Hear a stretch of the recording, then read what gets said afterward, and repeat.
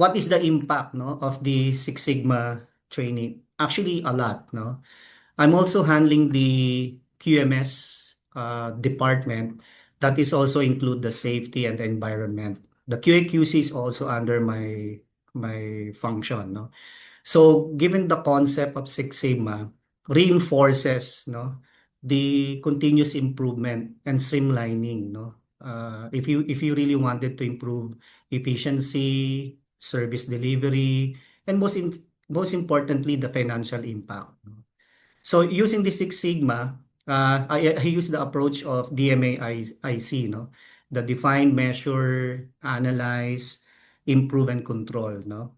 Of course, with some additional tool of Pareto, because when we identify solutions, you cannot do it all in one, no? So you need to somehow streamline and identify the most impactful solution that could address the 80% of the problem, no?